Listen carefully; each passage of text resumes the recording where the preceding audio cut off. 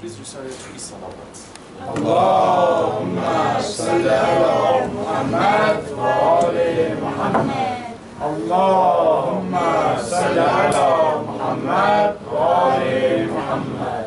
Allahumma salli ala Muhammad wa ali Muhammad. Assalamu alaikum wa rahmatullah. A'udhu billahi minash shaitanir rajim. Bismillahir rahmanir rahim. Alhamdulillahi rabbil alamin. Wa sallallahu ala sayyidina wa nabiyyina wa habibi qulubina wa tabibi nufusina wa shafi'i dhunubina Abil Qasim al-Mustafa Muhammad salawatullahi alayhi Allahumma salli ala Muhammad wa ali Muhammad. وعلى أهل بيته الطيبين الطاهرين المعصومين سيما بقية الله في العالمين ولعنة الله على أعدائهم أجمعين من الآن إلى قيام يوم الدين. قال الله في محكم كتابه أعوذ بالله من الشيطان الرجيم بسم الله الرحمن الرحيم ومن يهاجر في سبيل الله يجد في الأرض مراغما كثيرا وسعة ومن يخرج من بيته مهاجرا إلى الله ورسوله ثم يدركه الموت فقد وقع أجره على الله وكان الله غفورا رحيما. صدق الله العلي العظيم. Recite the salat, please. Allahumma salli ala Muhammad wa ali Muhammad.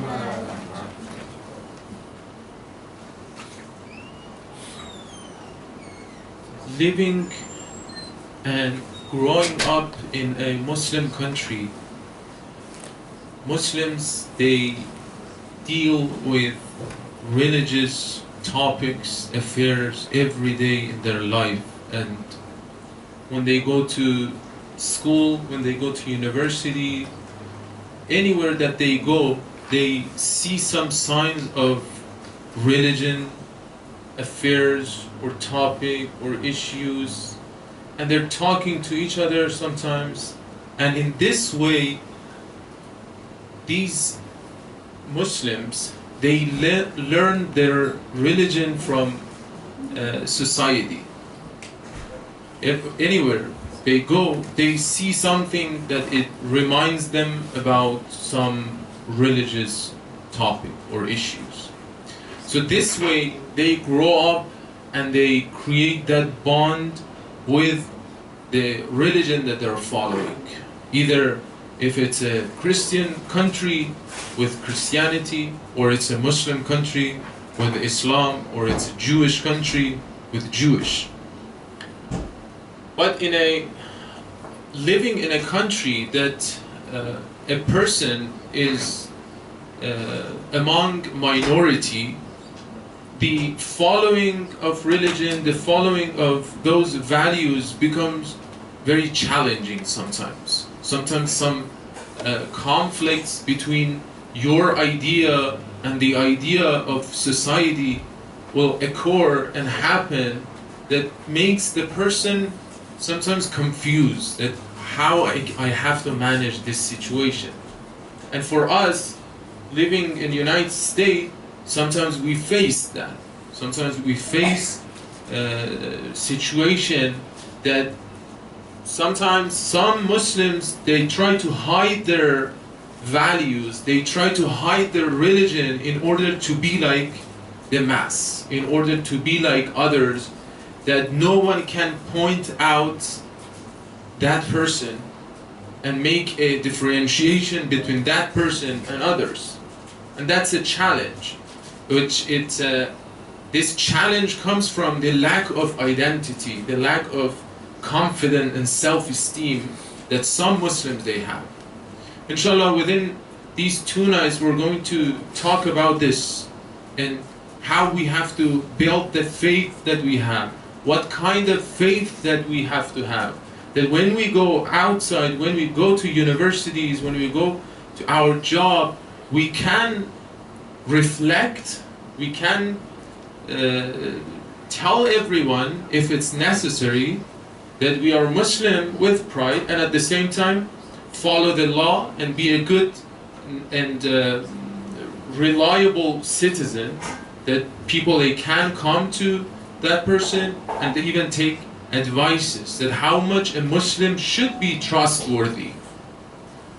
the tradition of Ahlul Bayt والسلام, we have some incident that they used to face people from other faith, Jewish, either it's a Jewish or Christians, and they used to trust these people, even though they're not sharing the same faith. So inshallah, we're going to talk about this topic. I think it's a very critical topic for all of us, and at least even for some people that they may be familiar with these topics, at least it's a good reminder for all of us, inshallah. Recite the salawat, please.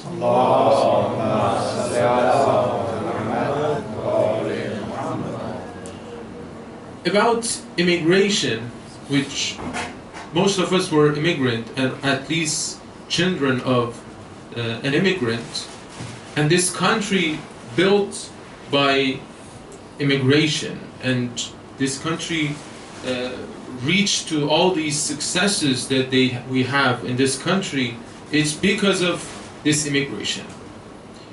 We have many ayats in the Quran actually about the immigration, and if you look at the lives of prophets, you know, from Ibrahim alayhi salatu wasalam to Jesus, to Moses alayhi salatu wasalam, to our prophet Muhammad sallallahu alayhi wa sallam,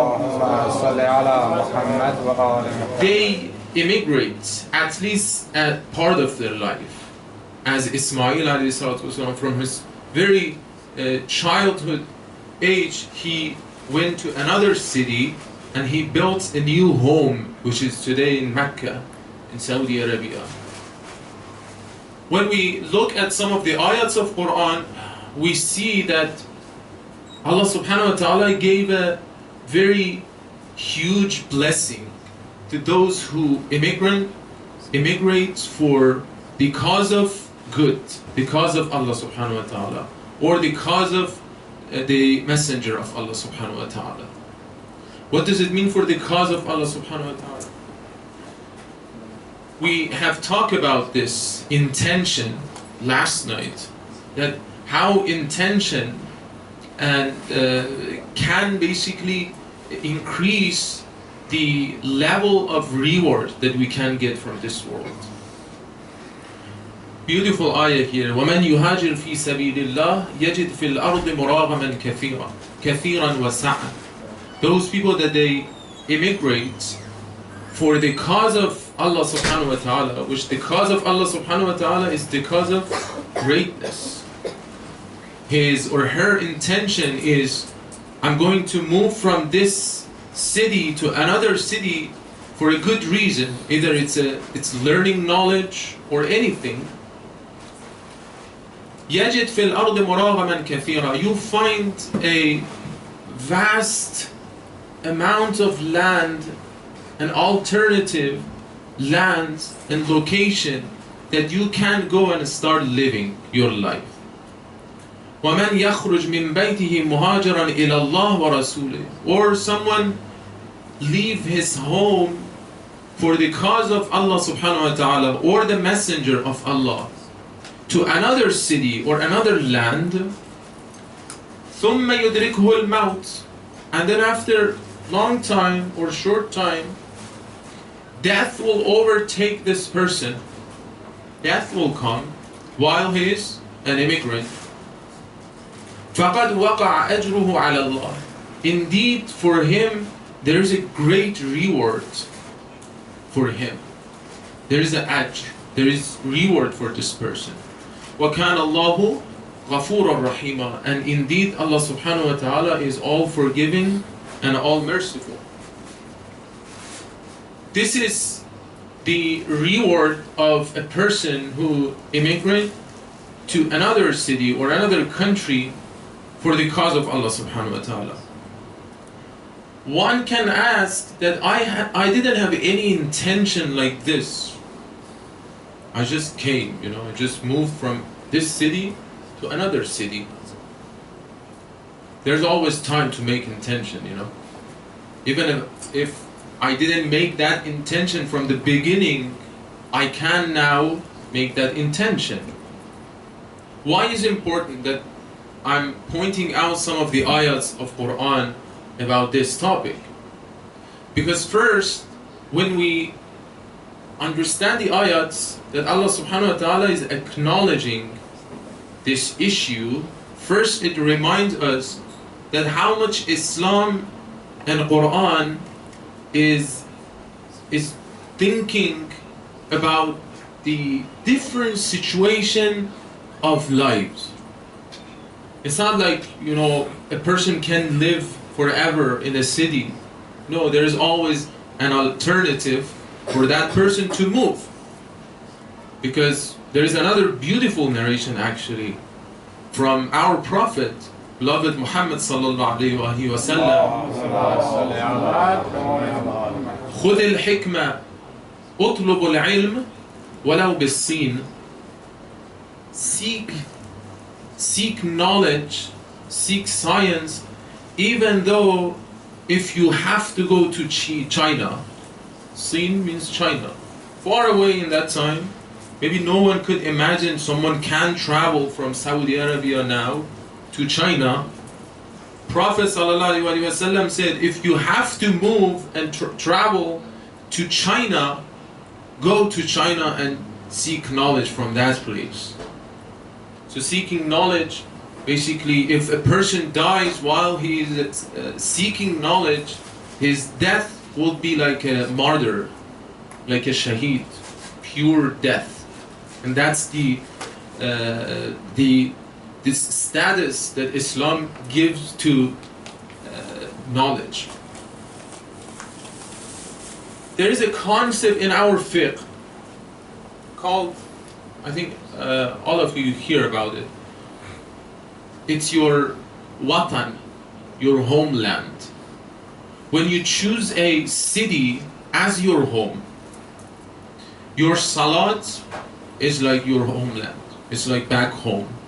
If you're, if you move, for example, you travel to Houston, and Houston is not your home, you have no house over there, your like Salatul Zuhr becomes 2 rak'ah, yes?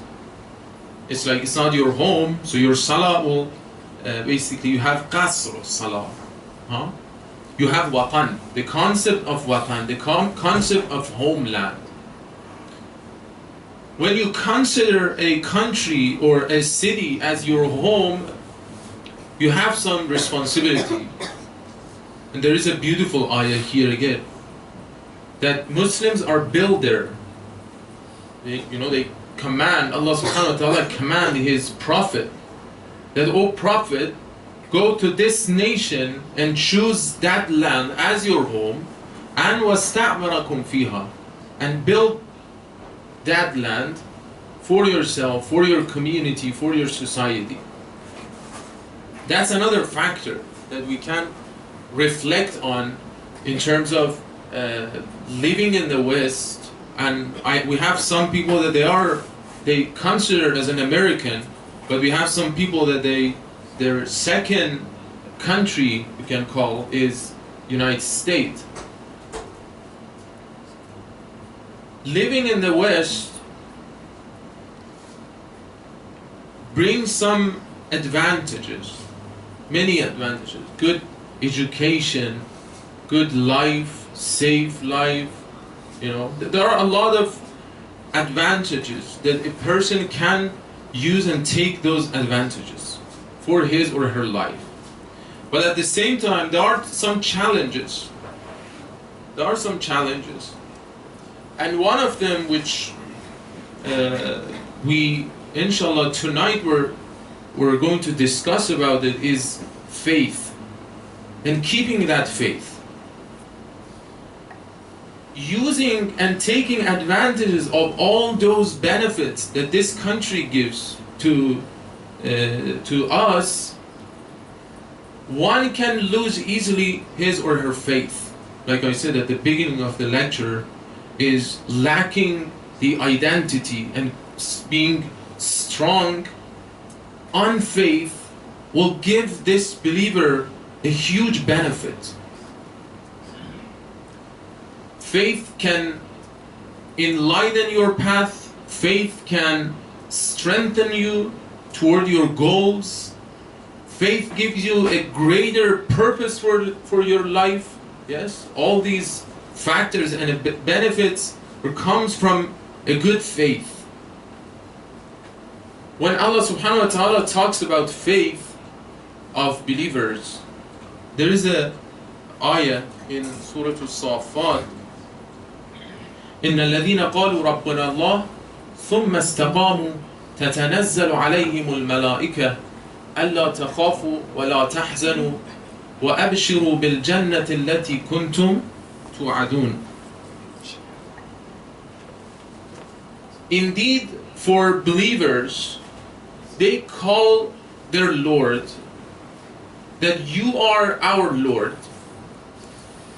And after this believing to their Lord, to oneness of Allah subhanahu wa ta'ala, to Tawheed, they will call their Lord and seek help from their Lord.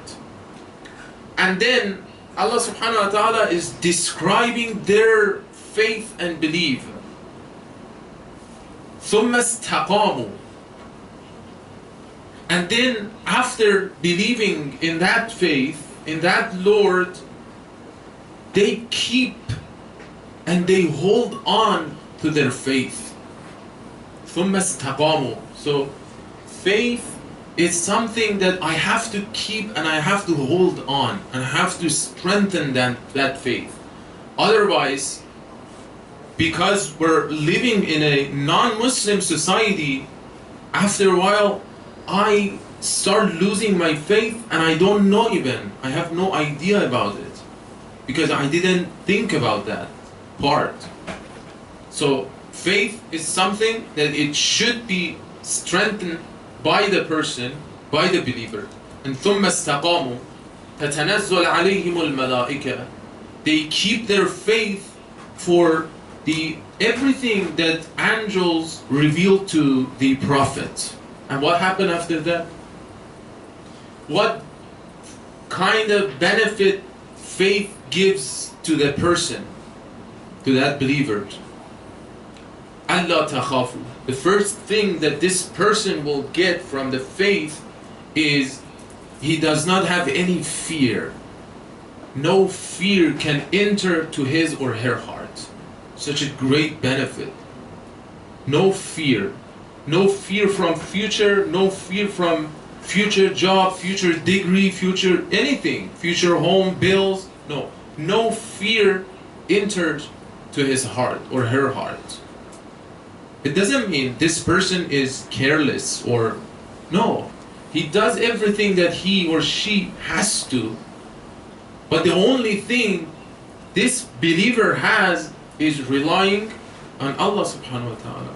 Relying on someone who is greater than all problems that I have. Relying on someone that is greater than everything that I think or can imagine.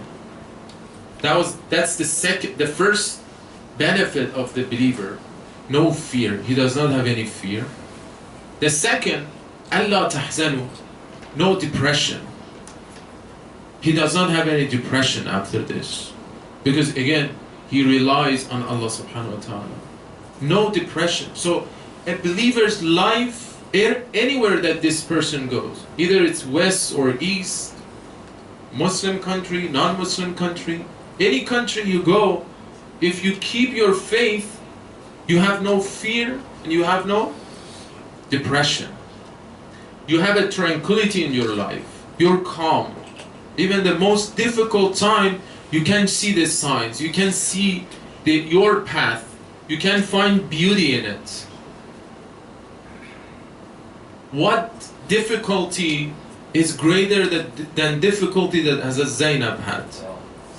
Is there any suffering greater than Hazrat Zainab? No. She saw everything. Even after the day of Ashura, she dealt with many difficulties that we cannot even picture or imagine. But in that meeting with Yazid, he started trying to mock her and ask her, did you see what had happened to your brothers? You know, all those good people that you're thinking. You know what was the response of Bibi Zainab Salaamullah alayha? She said, I have not seen anything but beauty. It's a famous quote. Because she can see everything, all the signs of Allah subhanahu wa ta'ala, all those beauty and sacrifices that has been made for a greater and greater purpose. Because they had a purpose in their life. Any difficulty come, there is advantage in it. Any difficulty that someone like Hazrat Zainab has, there is a greater even advantage into that difficulty or suffering or test, whatever you want to call it. So it doesn't matter where I'm living. Yes, a person can reach to the highest level of spirituality or ma'rifah or knowledge, even in the West, even any country, non-Muslim or Muslim country. Just the challenges are different. The test would be different. A person who lives in a Muslim country has different tests and trials than a person who lives in the West. That's for certain. None of us would be without trial or test. No life can be without difficulties and crisis and suffering. Because this is the nature of life. Wherever we go, we see trials. There's a beautiful narration from Imam as-Sadiq alayhi salatu wasalam. Hamad reached to Imam as-Sadiq and asked him, "Oh Imam, I have visited a non-Muslim country, which that country they didn't even believe in any prophet. Okay, they were not following any divine and lordly religion." He went to Imam and asked him that some people, they came to me that if you die in that land, you will rise in the day of resurrection with those people. Even though if you're Muslim and you die in that land, in the day of judgment, Allah subhanahu wa ta'ala would consider you as like others in that city. And he asked Imam, said, "Is it true?" Imam asked him, "When you go in that land, do you talk about our affairs? Do you call people to religion?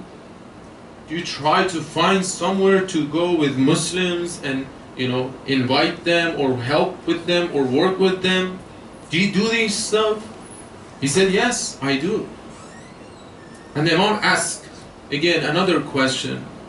He said, "If you stay in this country, Muslim country, do you do all these things?" He said, "No, honestly, no. Because when I go to a non-Muslim country, I have the need.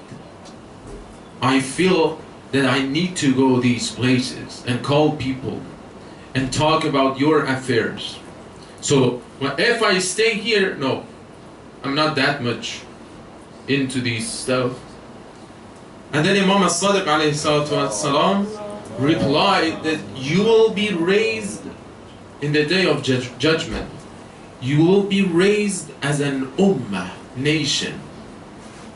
Only yourself, even if you're one person who worship one God in that land, and if you die, you will raise as an ummah, nation.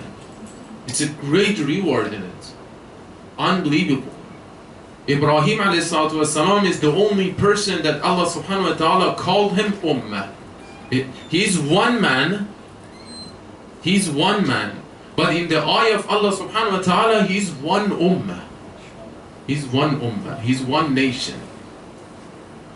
You will be raised as an ummah by yourself. Yourself as an ummah. And there will be light in front of you the whole time. There will be light, even in your grave. So that's the reward of a person who lives in a non-Muslim country, but he does one thing. First, he learn his faith. And the second is he join and get involved with his or her community to call people for Islam, to invite people to Islam. Yes? Not only learning and keeping the faith, but helping others to keep their faith, helping others to learn their Islam, their religion. As I said, there are a lot of benefits for faith, in faith, for those people that they live in a non-Muslim country. What we can do and have to do when we face those people that they're not following the same religion that I follow? That's a very solid question for us. Like I said at the beginning, some people, they really don't have that confidence. They try to hide their religion. There are very few people between Muslims, that wherever they go, they start talking about religion and they try to debate with others. Yes?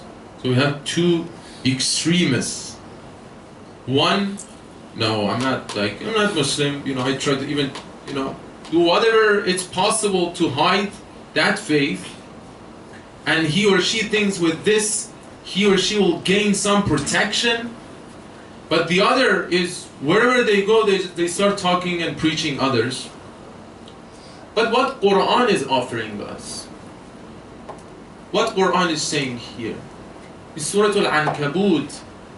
Surah Al-Ankabut was the last surah that revealed in Mecca to Prophet. So in this surah, Prophet is preparing Muslims for an immigration. Yes, for immigrating from Mecca to Medina, to a city that you will face Christians and Jewish. So it's a diverse city, at least at the beginning. There is one ayah here. وَلَا تُجَادِلُوا أَهْلَ الْكِتَابِ إِلَّا بِالَّتِي هِيَ أَحْسَنُ. Do not dispute with anyone. Do not argue or debate with any faith, unless with a good manner. If it's necessary, if they ask you, with a good manner. And if you come to a conclusion that this debate or this topic is not going to go anywhere else, is not going to come to a good end, just say, آمنا بالذي أنزل إلينا وأنزل إليكم. We believe in whatever Allah or God have sent to you, and you believe in the same thing. وإلهنا وإلهكم واحد. And we are sharing one God, one Creator, which is God. No dispute, no preach, no. If they ask you, as Amir al-Mu'mineen alayhi salatu wassalam, one day he was traveling from one location to Kufa. From a city, he was traveling to go to Kufa. And he saw a person that he was Jewish man. They were walking and they start talking, and at the end, the direction of Kufa was the other side. And this Jewish man, he knew that Imam is going to another direction, another destination. Imam Ali alayhi salatu wasalam, he started walking toward his direction. And after a few minutes, and this man told the Imam, he said, wait a minute, you say that you're going to Kufa, but this way is not going to go to Kufa. Why you're following me?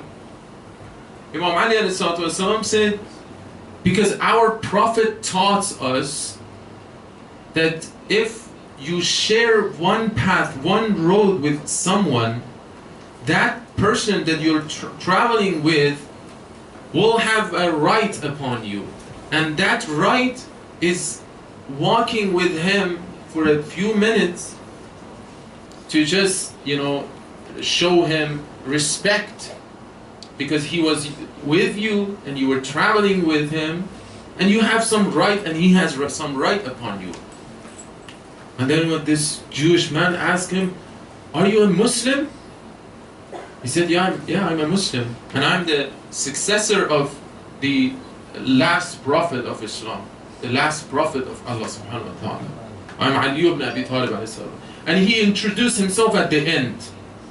When he asked, showing good manner, and then that man told him that I will convert to any religion that you have.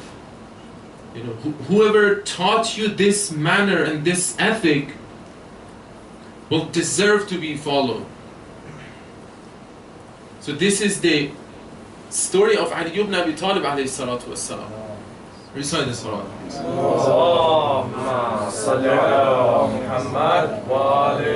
Inshallah, tomorrow we're going to talk about some challenges that we have in this, in the West, and try to find some solutions for those challenges. But before that, very quickly and very briefly, there is an idea that, just opening your mind, that if you want to think about it for tomorrow, there is a topic or debate that some people, they say all religion, they follow the same path, and there is no difference between Islam or Christianity or other faith. All of them, they're going to share the same path to God. And there are some people, they say a Muslim is like a Christian, a Muslim is like a Hindu or Jewish or whatever religion. And when you look at Quran at the same time acknowledge other faith. شَرَعَ لَكُم مِّنَ الدِّينِ مَا وَصَّى بِهِ. There are a lot of paths to God. And we have religion that they have path toward God. But at the same time, Quran is emphasizing on following the Islam because he's the last messenger of God. Of course, we share many ideas, some principle with other religion, that's for certain. But the difference between Islam and other religion is Islam is a full package of guidance. That through Adam to our prophet, all the prophets were trying to show this path. And Allah subhanahu wa ta'ala had completed his religion, yes, and his direction toward himself with the last prophet of himself, the last messenger. As Prophet sallallahu alaihi wasallam stated his mission statement, he said, إِنَّمَا بُعِثْتُ لِأُتَمِّمَ مَكَارِمَ الْأَخْلَاقِ.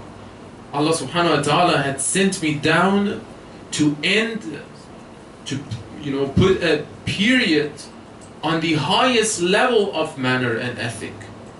So there is ethic, there is a good manner, there is divinely teaching. All Abrahamic religion, Ibrahim alayhi salatu wasalam, they follow a lot of principles, but the Prophet of Islam, he has a complete teaching of this path and toward this path.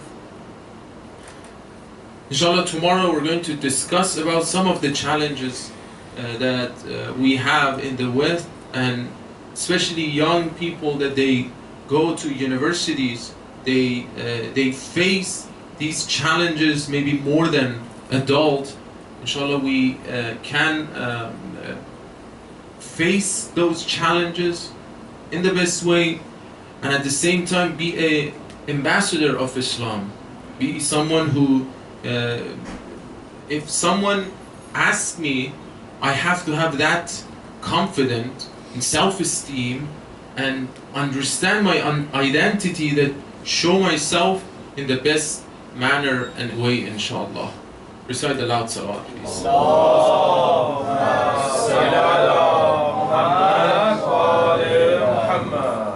صلى الله عليك يا أبا عبد الله صلى الله عليك يا مظلوم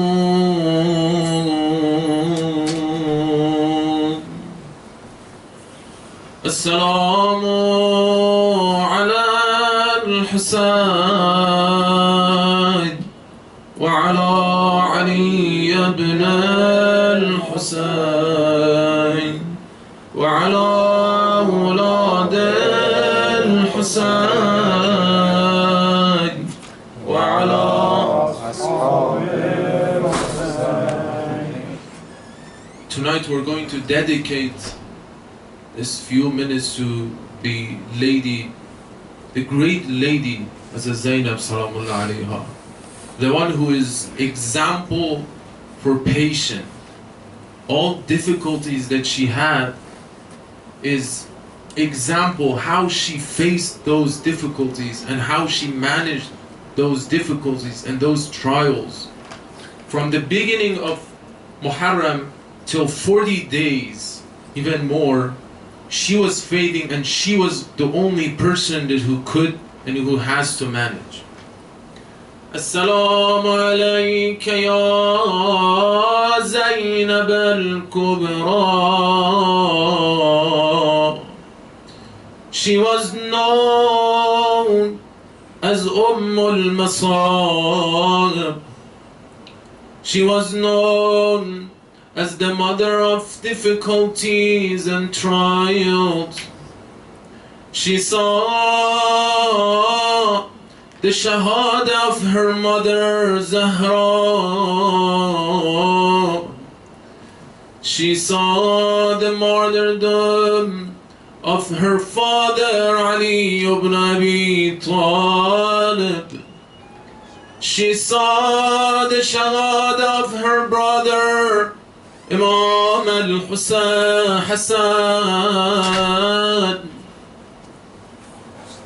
She got married with a person named Ja'far.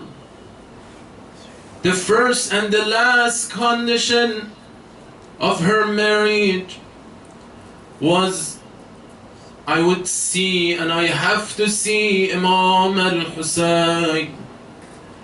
I don't want to be separated from Husayn. When Imam al-Husayn called for his movement, Zainab was the first one to answer his call. Ja'far, the husband of Hazrat Zainab, sent two of his children, young man, to Karbala, that because I can't come to Karbala,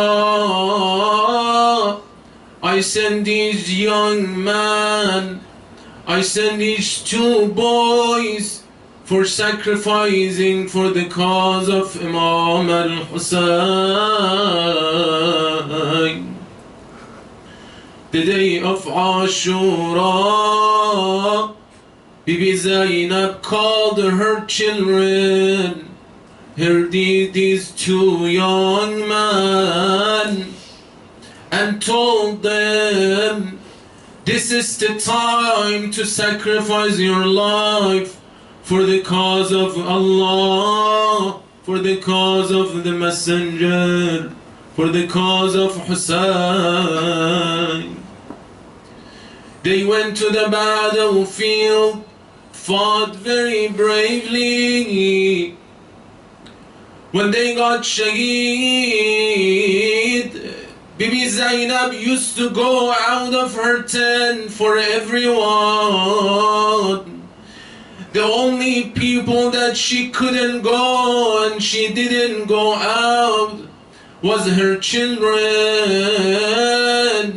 After 40 days, Ja'far, when he came to Karbala at Arba'in, he was looking and searching for his wife.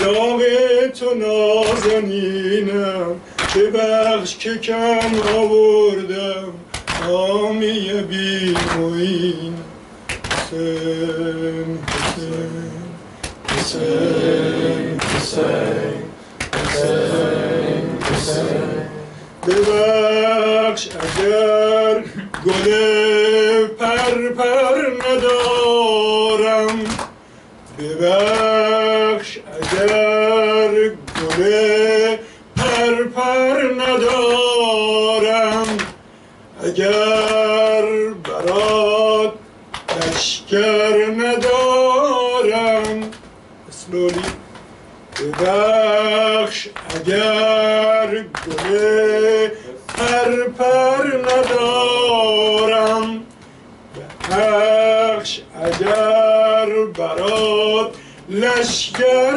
ندارم ببخش اگر پسر بیشتر ندارم. دیوان he says look ببخش اگر گل پرپر ندارم ببخش اگر برات لشکر ندارم ببخش اگر پسر بیشتر ندارم که فدات کنم.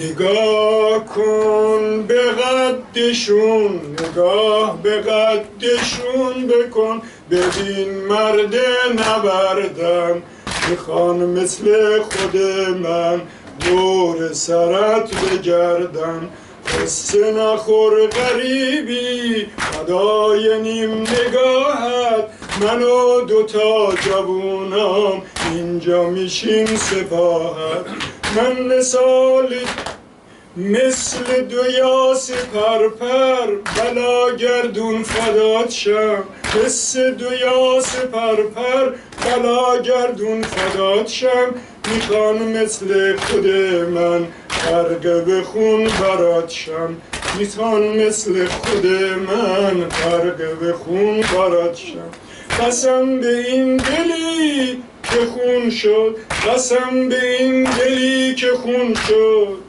به خواهری که قد کمون شد غم تو را تو سینه دارم ببین که سر رو پاد میذارم ای همه هستی من این دوتا نوکراتن تو را به جان مادر هدیه من قبول کن تو را به جان مادر هدیه من قبول کن یه وقت نگی ندارم یه وقت نگی ندارم یاری مثل یاری میان دشمن یه وقت نگی ندارم یاری میان دشمن از تو به یک اشاره از من به سر دویدم نمیتونم ببینم دل بیقراری تو تا دور کمر ببندم بیام بیاری تو از اولین دوتا رو پروردم برایت تا خون پاک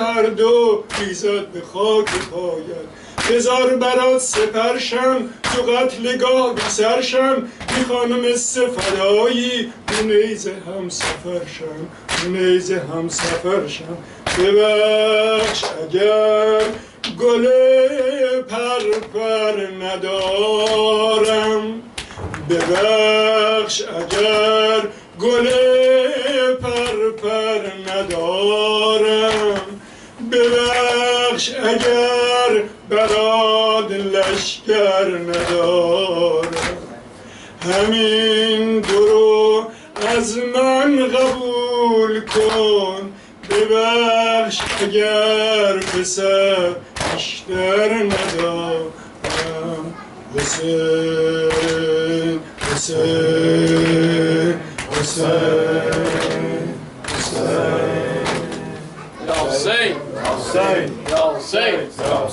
Hussein Hussein, Hussein Hussein, Hussein Hussein, Hussein Hussein, Hussein Hussein, Hussein Hussein.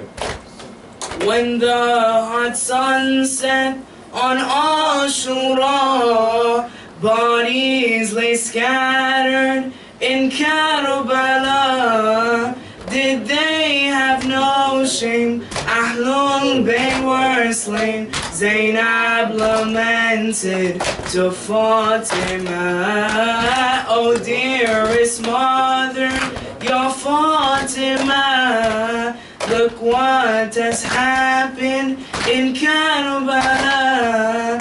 Come back and save us, they have betrayed us. Zainab lamented to Fatima. Oh dearest mother, your Fatima. Look what has happened in Karbala. Come back and save us, they have betrayed us. Zainab lamented. When your son Hussein took his beloved to the battlefield for some water, they quenched his thirst with a three-pronged arrow. Zahra, you do not want to know more. Even a baby was martyr thirsty. Even a baby was martyr thirsty. Zainab lamented to Fatima. Oh dearest mother, your Fatima. Look what has happened in Karbala. Come back and save us, they have betrayed us. Zainab lamented to Fatima. When Hussein's son Akbar gave the adhan, they thought Rasulullah was calling. It struck to them that they were on the wrong side, but then they saw Ali Akbar. They had no decency and felt no sympathy. They had no decency and felt no sympathy.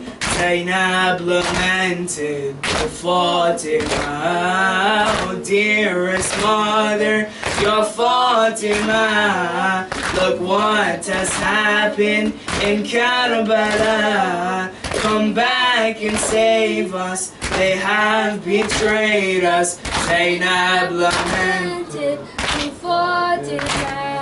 When my two young sons, Jawad and Muhammad, went out and fought so valiantly, I was grateful and thanked the Almighty for what a blessing He did give me.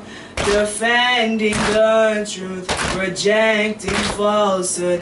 Defending the truth, rejecting falsehood. Zainab lamented to Fatima. Oh dearest mother, your Fatima. Look what has happened in Karbala. Come back and save us, they have betrayed us. Zainab lamented to Fatima. That night after Hussein had been martyred, I stood outside and alone with my sword. I was the guardian of all the children, but then a man did slowly approach. When he came closer, was it my father? When he came closer, was it my father? Zainab lamented to Fatima. Oh dearest mother, your Fatima.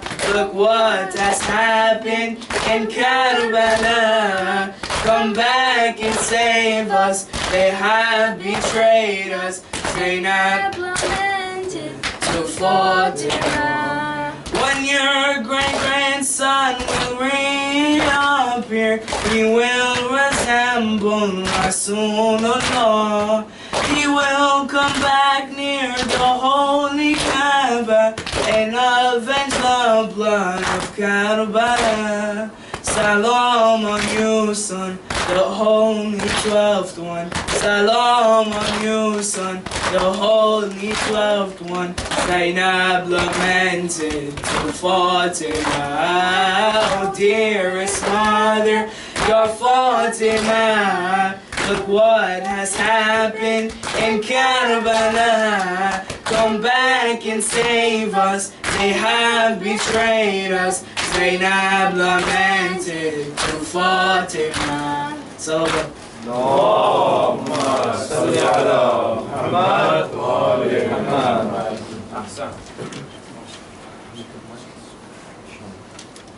فدای ریش پرخونت رقیه دخترت بابا. مدینه کی روم بابا، مدینه کی روم بابا، از اینجا بهتر است بابا. فدای ریش پرخونت، فدای ریش پرخونت رقیه دخترت بابا. فدای ریش پرخونت، فدای ریش پرخونت رقیه دخترت بابا. ز بعد مرگت ای بابا، ز بعد مرگت ای بابا، نخواهم زندگی دیگر. ببر از اینجا مرا امشب، ببر از اینجا مرا امشب، به حق مادرت بابا. فدای ریش پرخونت، فدای ریش پرخونت رقیه دخترت بابا. پدر جان دختران امروز، پدر جان دختران امروز، مرا طعنه زدن از کی؟ همین گفتن چرا بابات، همین گفتن چرا بابات، نمی آید تو را پالید. فدای ریش پرخونت، فدای ریش پرخونت رقیه دخترت بابا. ندادم من جوابشان، ندادم من جوابشان، بگفتن فرقه‌ای بدین، مرا زین غم رها بخشان، مرا زین غم رها بخشان، به حق اصغرت بابا. فدای ریش پرخونت، فدای ریش پرخونت رقیه دخترت بابا. به زین العابدین بنگر، به زین العابدین بنگر، که گون در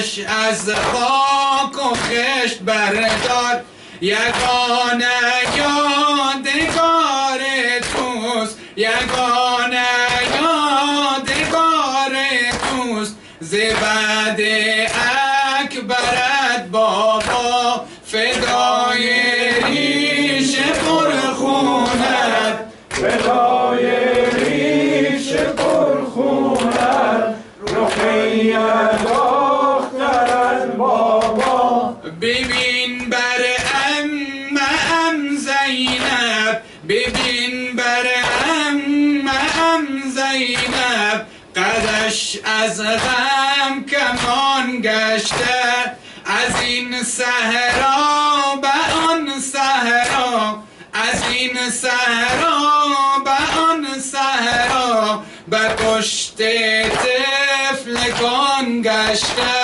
فدای ریش پرخونت فدای ریش پرخونت رقیه دخترت بابا بر محمد و آل محمد صلوات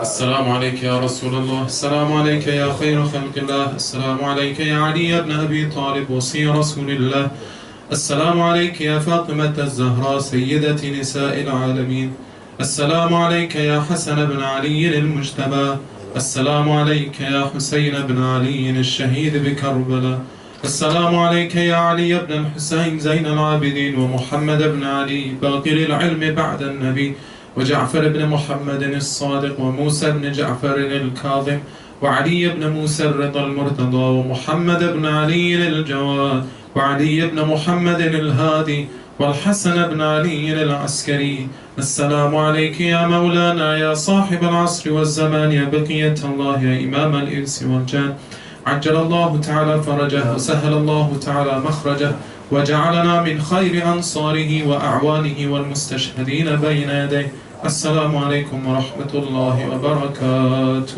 اللهم صل على محمد وآل محمد